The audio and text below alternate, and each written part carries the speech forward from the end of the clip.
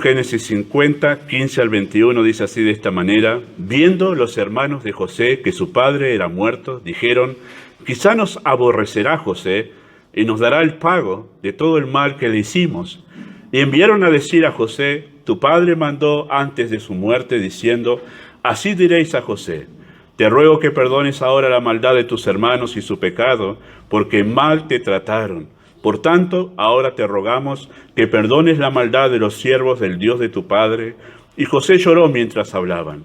Vinieron también sus hermanos y se postraron delante de él y dijeron: henos aquí por siervos tuyos. Y le respondió José: no temáis, ¿acaso estoy yo en lugar de Dios? Vosotros pensasteis mal contra mí, mas Dios lo encaminó a bien, para hacer lo que vemos hoy, para mantener en vida a mucho pueblo. Ahora pues, no tengáis miedo, yo os sustentaré a vosotros y a vuestros hijos. Así los consoló y les habló al corazón, los consoló con la doctrina de la providencia de Dios. Dios encaminó a bien eventos que tenían que ver desde el punto de vista humano con tragedia. Dios lo encaminó a bien.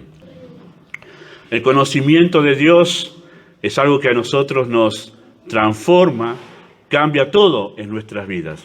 Las Escrituras nos muestran que eso es así. Cada persona que ha tenido un encuentro con Dios o que ha conocido algo más acerca de Dios, eso transformó su vida. Eso es lo que hace el conocimiento de Dios, el conocer a Dios.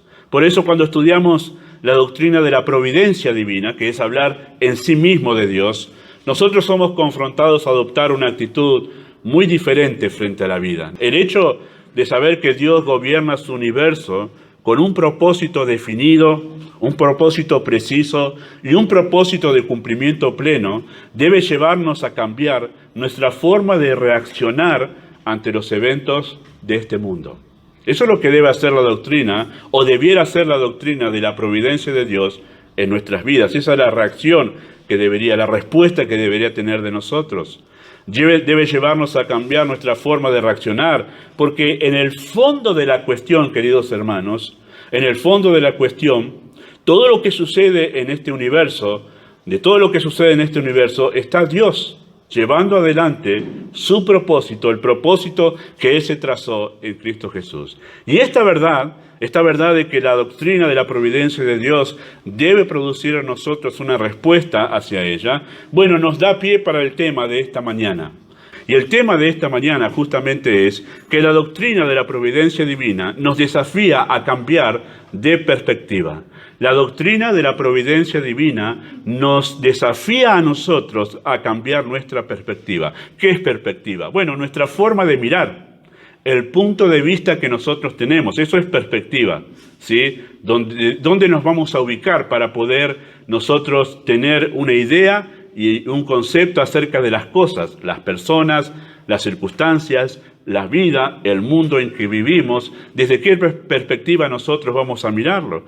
Eso es muy importante. Sabemos que el único que puede mirar las cosas completamente y de todas las perspectivas es Dios. Nosotros tenemos una perspectiva siempre limitada de las cosas, ¿sí? Porque no somos omnipresentes, solo vemos una parte de las cosas. Pasa lo mismo con la vida. Por eso es que la doctrina de la providencia divina a nosotros nos desafía a adoptar una perspectiva diferente frente a la vida misma. Bueno, ¿en qué aspectos debemos cambiar nosotros nuestras perspectivas a la luz de la doctrina de la providencia de Dios? La historia de José, entre tantas que podríamos haber elegido para poder afrontar esta verdad que vamos a enseñar en esta mañana, la historia de José nos propone por lo menos 3 aspectos que nosotros debemos cambiar o que la doctrina de la providencia nos desafía a cambiar en nuestra vida. Bueno, el primer aspecto que nosotros debemos cambiar a la luz de la doctrina de la providencia divina es el aspecto personal. Es el aspecto personal. ¿Qué perspectiva tenemos nosotros de nosotros mismos? ¿Cómo nos concebimos a nosotros mismos? Eso es interesante, eso es primordial, el aspecto personal. Noten que José cambió su perspectiva de sí mismo Cuando él está hablando con sus hermanos, nos muestra que esto fue así en su vida. Noten lo que dice José allí, cuando sus hermanos vinieron a pedirle perdón, cuando él ya es grande, y bueno, después de aquellos años en que había sido odiado, en que había sido vendido y en que había quedado preso en la cárcel a causa de todo eso que sus hermanos habían hecho con él, los hermanos temían por una venganza. Y entonces José les responde a ellos en versículo 18, ¿acaso estoy yo en lugar de Dios? ¿Acaso se trata de mí? ¿Acaso yo soy la persona central acá? ¿Acaso lo que a mí me pasó o me pasa es más importante que lo que Dios quiso hacer o que Dios mismo? José dice, yo no estoy en lugar de Dios. Yo no soy la persona importante aquí. La persona importante es Dios. La doctrina de la providencia, queridos hermanos, nos hace entender que no se trata de nosotros. La vida no se trata de nosotros ni de nuestros planes. Esa es la verdad de las Escrituras. Cuando conocemos al Dios de la providencia, al Dios que ha trazado un plan en el universo que ha creado y que en verdad lo lleva adelante y que todo lo que ha creado en este universo son piezas que colaboran para llevar adelante el plan perfecto en Cristo Jesús, glorificar a su Hijo, nosotros nos damos cuenta que somos parte, no el fin, sino parte de un plan trazado en Cristo Jesús. Y entonces nos damos cuenta que no se trata de nosotros, sino de alguien mucho más grande y de un plan mucho más extenso y eterno que nuestra vida. La filosofía del individualismo se ha filtrado tan sutilmente en la iglesia que hemos acuñado frases disfrazadas de espiritualidad, como por ejemplo la frase conocida, la voluntad de Dios para mi vida. Pero esa frase está en las Escrituras. No solo que no está, sino que contradice la verdad de las Escrituras.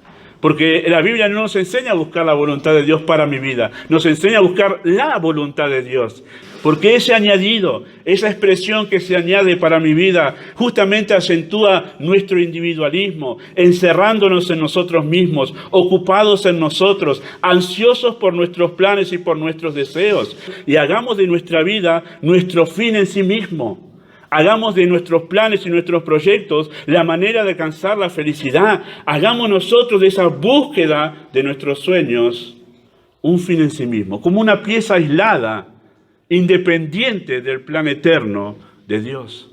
Pero José llegó a entender una cosa, que no se trataba de él, sino de un plan mucho más grande que su propia vida. Él era simplemente una pieza, un instrumento dentro de un plan mucho más grande y eterno. No es esto lo que se enseña hoy en día en muchos púlpitos, y esto es la verdad. Y seguramente si usted suele escuchar o buscar por la internet o por cualquier otro medio predicaciones o comentarios sobre el tema de la voluntad de Dios, seguramente lo escuchará mucho a esto.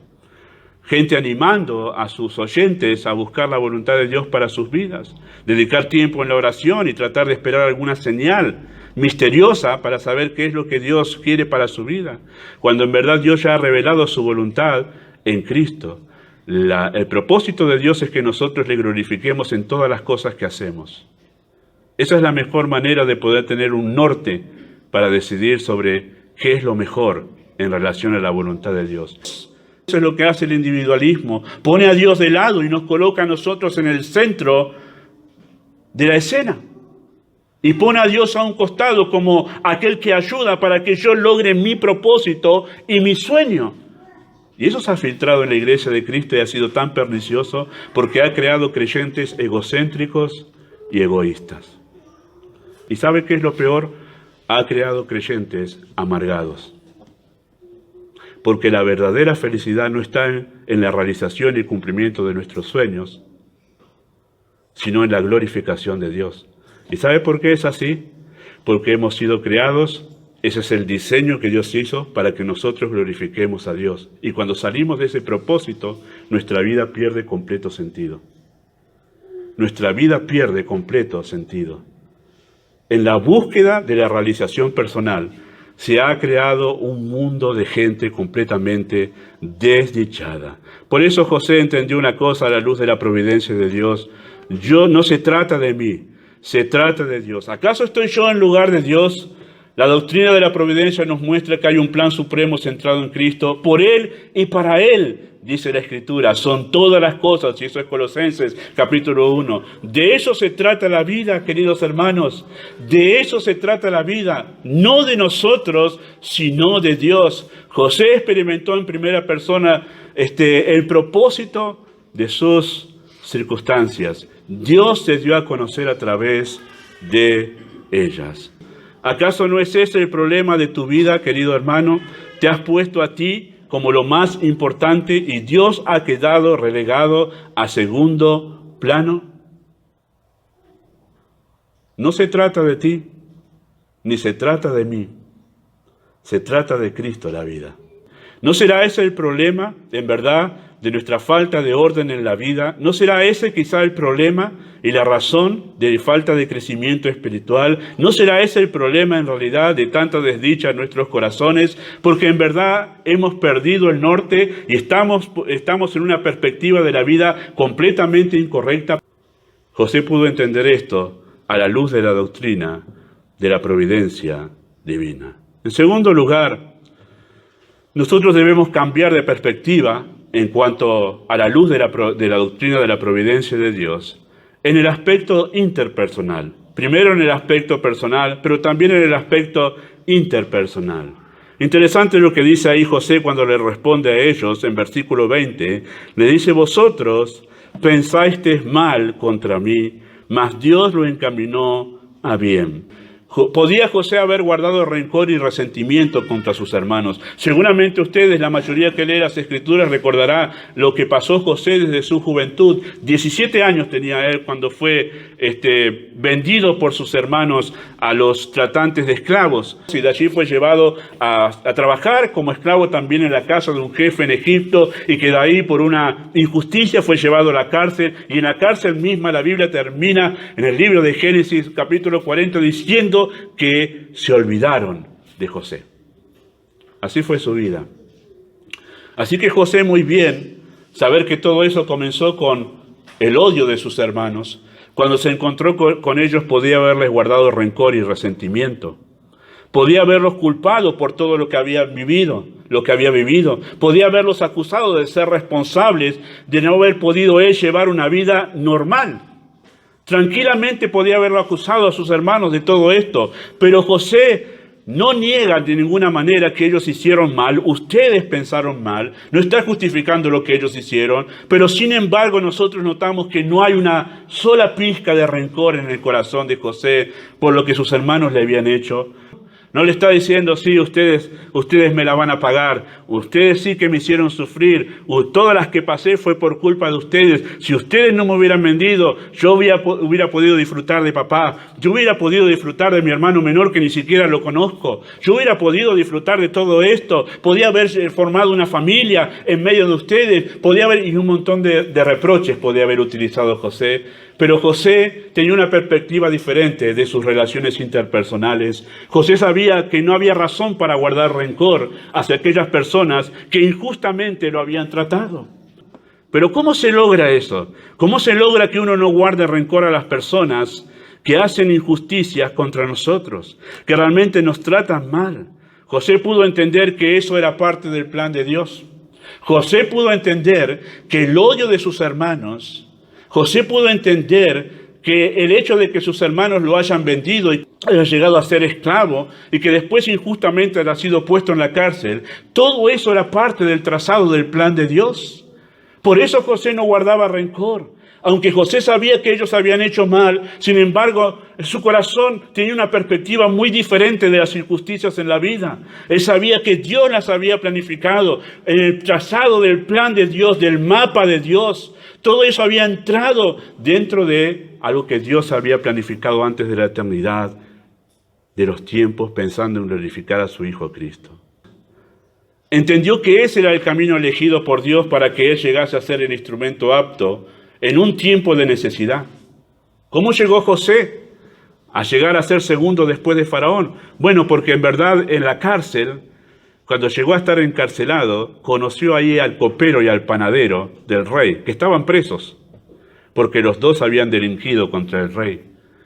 Y cuando los dos tuvieron un sueño en la cárcel, José interpretó los dos. Uno le dijo, vos vas a morir y vos vas a ser puesto otra vez en tu puesto de copero del rey. El panadero murió. Pero providencialmente esa era la cadena, el nexo, el camino que Dios había trazado para que después, cuando Faraón tuvo un sueño y nadie se lo podía interpretar, estaba el copero que se había olvidado y dijo, me acuerdo, José, él sabe interpretar los sueños. ¿Dónde está? Nos olvidamos de él allá en el pozo, en la cárcel.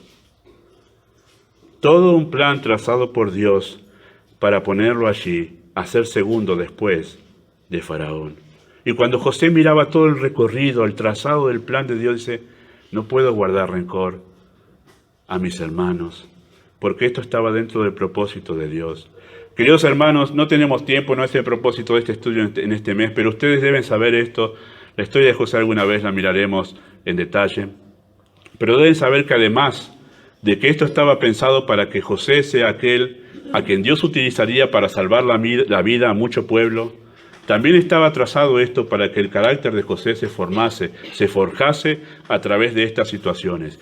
Aquel José que era el centro de la atención en su hogar, se fue llevado a un lugar donde nadie pensaba en él. Era necesario para trabajar sobre su carácter, para forjar el carácter de un líder humilde. Era necesario que él pasase a través de estas circunstancias. Y José lo sabía muy bien. Por eso cuando mira hacia atrás y ve a sus hermanos, esto ve también José.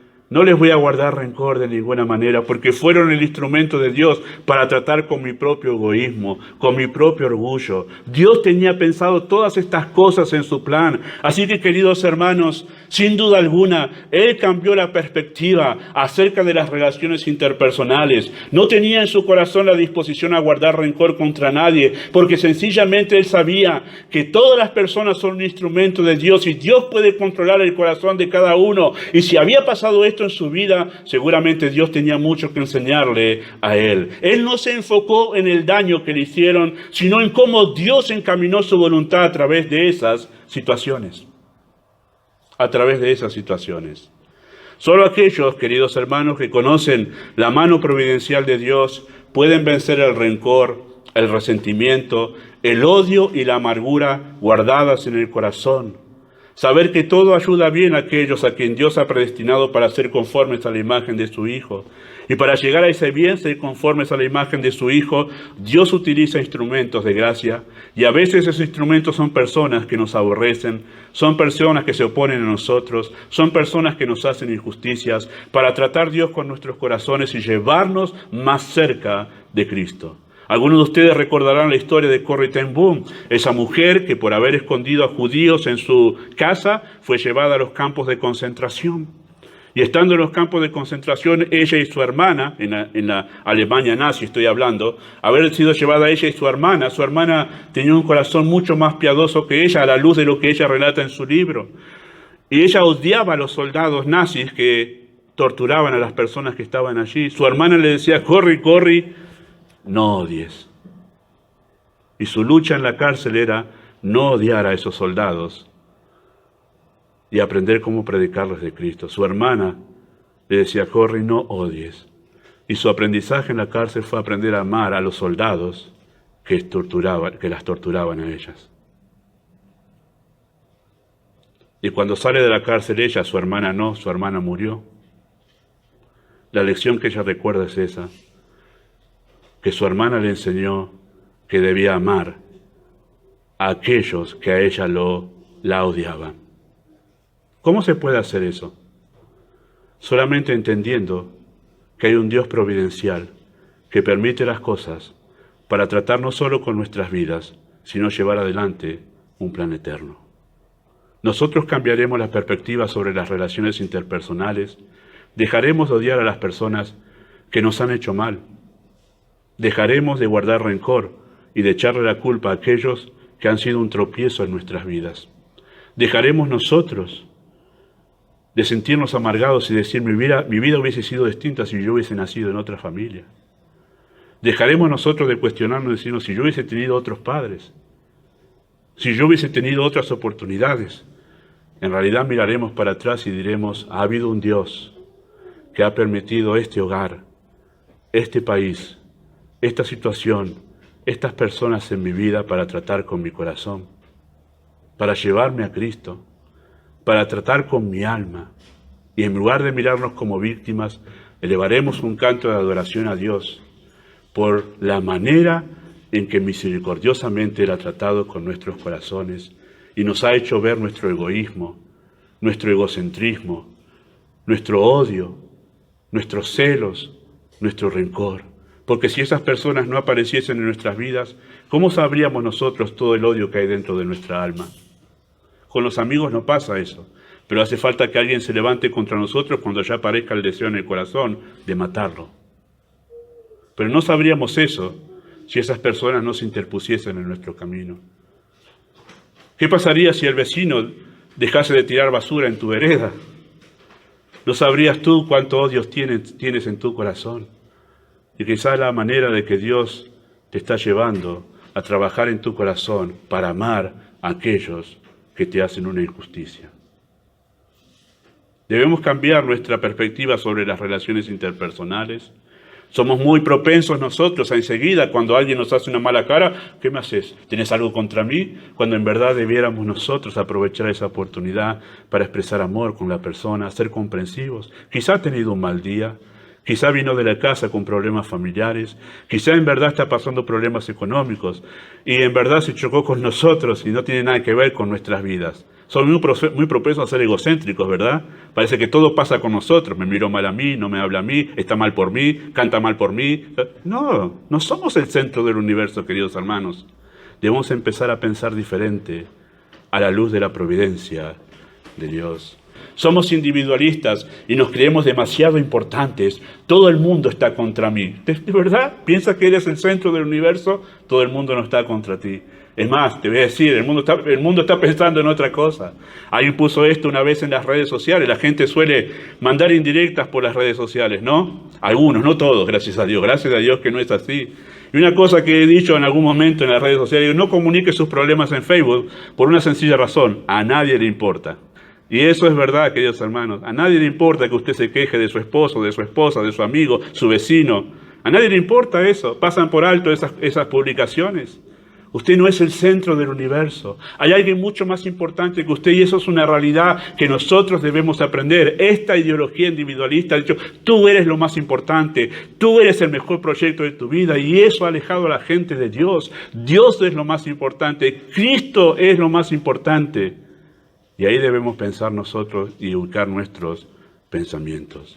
Muchos no pueden perdonar y guardan amargura en sus almas contra todos porque no pueden entender lo que Dios estaba haciendo al permitir el rechazo, el odio. A veces Dios ha permitido eso para librarnos de un mal. A veces Dios ha puesto esa clase de personas en nuestros caminos para tratar con nuestro carácter. Otras veces para que nosotros seamos el instrumento de Dios, para que ellos tengan un testimonio de Dios, del Dios vivo, del amor de Dios para con ellos. Y por medio de nuestra actitud perdonadora, Dios manifestarse a esas personas. Pero otras veces quizás ha sido por disciplina. Otras veces Dios lo ha permitido para que nosotros recibamos el justo pago por nuestra mala conducta delante del Señor. Así a veces también Dios disciplina a los suyos. Queridos hermanos, Dios tiene en control todas las cosas y aun todas las personas con las cuales nosotros nos encontramos, Dios está en pleno control. Lo que debiéramos preguntarnos es, Señor, ¿qué estás queriendo decirme, enseñarme o tratar con mi alma al permitir esto en mi vida? A la luz de la providencia divina, ¿en qué aspecto debemos nosotros cambiar nuestra perspectiva? En tercer y último lugar, hermanos, en el aspecto secular. Debemos cambiar nuestra perspectiva en el aspecto secular. Bueno, una vez más la frase del versículo 20, vosotros pensasteis mal contra mí, mas Dios lo encaminó a bien, para hacer lo que vemos hoy, para mantener en vida a mucho pueblo. Ustedes saben que esa palabra secular es utilizada en el ámbito cristiano, desde el púlpito cristiano, para hablar de lo que hacer en cierta manera separación entre lo que es la vida de eclesiástica, de iglesia, y lo que significa nuestra vida en el mundo, trabajando, estudiando, la vida cívica, la vida en nuestro país, gubernamental, todo eso. En esa palabra está encerrado todo eso. La vida en sí mismo, podemos decir. Y ya hemos dicho, queridos hermanos, lo que repetimos acerca de esa palabra encaminar. Ustedes ya me lo han escuchado, pero aquí hace falta que lo repitamos una vez más. Esa palabra en hebreo significa, en el original, tejer, fabricar, trazar un mapa. José lo que está diciendo es: vosotros pensasteis mal, mas Dios lo encaminó. Esto estaba trazado en el plan de Dios. Todo lo que me pasó estaba dentro de un trazado. Dios lo había fabricado. Yo sé que esto choca contra la mente contra nuestros corazones, queridos hermanos. Es una de las doctrinas más difíciles de digerir. Lo dije al principio cuando empezamos a enseñar. Es muy difícil pensar en cómo Dios ha hecho este tipo de plan. Sin embargo, jamás debemos pensar que es un plan insensato. Dios es sabio y también es amoroso. No fue creado pensando de una manera maliciosa. Al final de su vida, José podía ver cada situación y cada lugar donde estuvo, y vio que colaboró todo eso para alcanzar un propósito supremo más allá de su propia vida. Nada fue casual, nada se salió del control de Dios, y él podía ver la mano de Dios en cada asunto. Aunque sus hermanos, los tratantes de esclavos, la esposa de su jefe y el copero que se olvidó de él, ellos no estaban pensando, esto es parte del plan de Dios. No te hagas problema, José, te vendemos a los esclavos, pero vos sabés, esto es parte... No, ellos no estaban pensando en eso. Tampoco su jefe, cuando vino a su esposa, le dijo, él me quiso violar, y era una injusticia, él no la quiso violar para nada. Todo lo contrario. Su jefe no está diciendo, José, no te hagas problema, sabes que el plan de Dios es así. Vas a ir a la cárcel, ahí vas a reinterpretar 2 sueños y después de ahí, quédate tranquilo. No, ellos no sabían que esto iba a pasar. Y aunque el copero y el panadero en la cárcel, cuando estaban con José, uno murió, fue ejecutado y el otro salió libre, se olvidó de José, no estaba pensando, José, quédate tranquilo, ahora no me voy a acordar, pero me voy a acordar dentro de algunos años cuando Faraón tenga... No estaba pensando en esto. Ninguno de ellos sabía que había detrás de todo esto la mano de un Dios soberano, guiando todo para que todo suceda a su tiempo. ¿Ha pensado alguna vez acerca de esta doctrina que Dios no está apurado? Dios jamás se maneja por las urgencias. Dios no está desesperado y nada lo sorprende a Dios. Nosotros somos los que pensamos que Dios está apurado. Dios no se desespera por la necesidad. Si hubiese sido así, no hubiese tenido a José 13 años en la cárcel. Si Dios se manejase por la necesidad y por la urgencia, no hubiese esperado 400 años para liberar a su pueblo que estaba esclavo en Egipto. Si Dios se manejase por la necesidad y por la urgencia, hubiese llevado alimento al pueblo de Israel durante esos 3 años que había sequía, a causa del pecado del pueblo de Israel, cuando gobernaba un rey que fue el más malvado de todos, llamado Acab. Y cuando es recordado eso por Cristo, él dice, a ninguna viuda fue enviado el profeta Elías, sino a la viuda de Sarepta, para decir, Dios no obra presionado por la necesidad y por la urgencia. Dios obra llevando adelante un plan perfecto, porque Él lo trazó de antemano y la manera en que lo trazó es perfecta. Y cuando José mira para atrás, mira todos los eventos como parte de un plan trazado por aquel que es el Dios de la providencia. Así que cuando mira su tiempo en su familia y el odio que sus hermanos le tenían, él sabía muy bien, esto fue preparado por Dios, esto trató con mi corazón, me enseñó a ser humilde, me enseñó a depender de Dios. Y cuando fue llevado a trabajar en la casa de este hombre, el jefe de Faraón, él entendió muy bien también, al verlo, el panorama completo, entendió esto también fue parte del plan de Dios, aunque fue injusto contra mi vida, estaba dentro del plan de Dios, porque Dios tenía pensado algo mucho más allá que el momento de aflicción que yo estaba pasando allí. Y cuando fue llevado a la cárcel, él pudo mirar la mano de Dios, guiando cada asunto. Esa mañana, cuando vi la cara del copero y el panadero, y me acerqué a ellos y ellos me contaron su sueño, y vi cómo Dios me había dado gracia para poder entender lo que iba a pasar. Y el olvido. José en ese momento no lo entendía. La Biblia habla claramente acerca de esa aflicción de José en el libro de los Salmos, no entendiendo. Incluso el libro de los Salmos nos dice que cuando sus hermanos lo tiraron al foso, él les rogaba desde el foso llorando que lo saquen y que lo liberen de allí. El libro de Génesis no nos cuenta eso. O sea, José en ese momento no entendía todo lo que pasaba, pero al llegar al final de sus días, mira para atrás y dice, había un plan. Había un Dios que estaba cuidando de todo esto.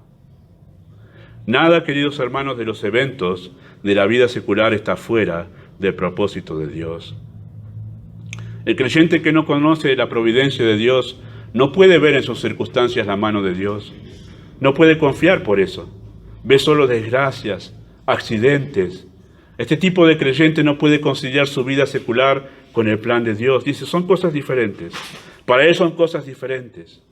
Por eso su actitud siempre es de descontento, de desesperación, de ansiedad. Piensa que Dios solamente obra dentro de la iglesia en las cosas que nosotros llamamos espirituales, pero no sabe en verdad, no entiende que Dios utiliza a su familia, a su papá, a su mamá, a sus hijos, utiliza los momentos de dificultad en el hogar, utiliza el hecho de que un hijo se haya ido del Señor, utiliza en verdad en su vida el hecho de que haya quedado en situación extrema, de extrema necesidad económica, utiliza a sus patrones, utiliza un Estado, utiliza una situación económica en el país para llevar adelante sus propósitos y sus planes. Él pone reyes, Él quita reyes, Él hace como Él quiere en el ejército del cielo y en los habitantes del mundo.